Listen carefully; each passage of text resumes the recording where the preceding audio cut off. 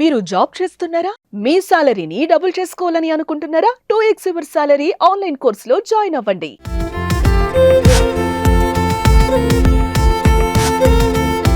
ప్రణయ్ హత్య కేసులో కోర్టు తీర్పు నేపథ్యంలో ఈ కేసు మరోసారి హాట్ టాపిక్గా మారింది. అమృత ఇప్పుడు ఎలా ఉంది, ఏం చేస్తుంది, ఎక్కడ ఉంటుంది, ఆమె కుమారుడు ఎలా ఉన్నాడు?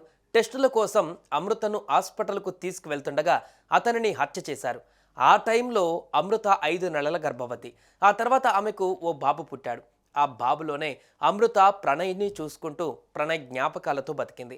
కొంతకాలం తర్వాత ఆమె అత్తామామల ఇంట్లోనే ఉంది. మళ్ళీ కొద్ది నెలల తర్వాత తండ్రి ఆత్మహత్య చేసుకోవడంతో తన తల్లికి దగ్గరగా చేరింది.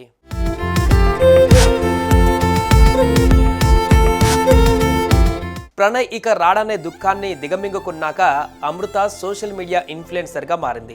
కొన్ని రకాల బ్రాండ్లను సోషల్ మీడియా అకౌంట్స్ ద్వారా ప్రమోట్ చేస్తుంది. తన యూట్యూబ్ ఛానల్లో ప్రణయ్ జ్ఞాపకాలు, పర్సనల్ లైఫ్, కొడుకుతో గడిపే క్షణాలతో పాటు ఫ్యాషన్ రంగాలకు సంబంధించిన వీడియోలను పోస్ట్ చేస్తుంది.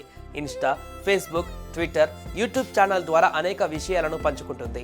ప్రస్తుతం అమృత కొడుకు 6 సంవత్సరాలు. ప్రస్తుతం అమృత తన తల్లితో కలిసి హైదరాబాద్లోనే ఉంటుంది. అప్పుడప్పుడు మిర్యాలగూడకు వెళ్ళి వస్తుంటారు. ఇందుకు సంబంధించిన వీడియోలను అమృత సోషల్ మీడియా ద్వారా షేర్ చేసుకుంటుంటుంది. ఇలా ప్రణయ్ హత్య ఘటనను తండ్రి మారుతీరావును ఇప్పుడిప్పుడే మర్చిపోతున్న అమృత తన కుమారుడిలో ప్రణయ్ను చూసుకొని కాలం గడుపుతోంది.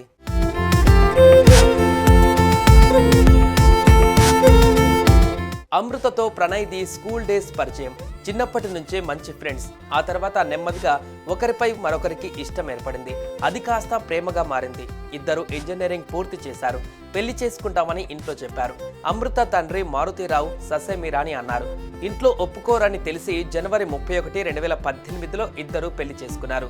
అమృత తండ్రికి రియల్ ఎస్టేట్ రంగంలో మంచి గుర్తింపు ఉంది. తనను కాదని పెళ్లి చేసుకున్నారనే కోపంతో తన పరువు తీశారని మారుతీరావు కిరాయి హంతకులకు సుపారీ ఇచ్చి ప్రణయ్ని హత్య చేయించాడు.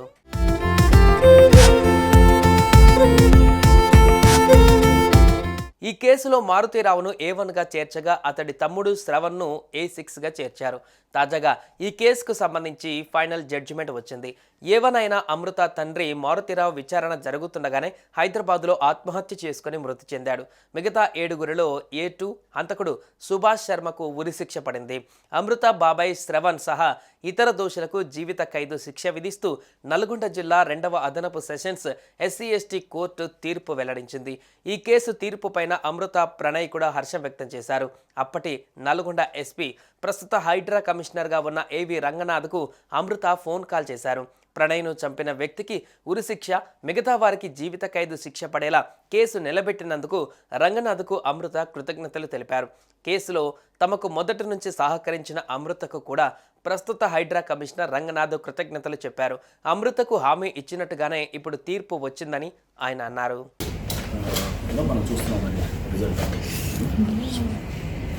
రైట్ అమ్మా, ఇదంతా మీ ఫస్ట్ నుంచి కూడా మేము డే 1 నుంచి చెప్తున్నాం, దానికి నిలబడి ఉంటామని. సో మీరు అందరూ మమ్మల్ని నమ్మారు. Thank you. Okay, right.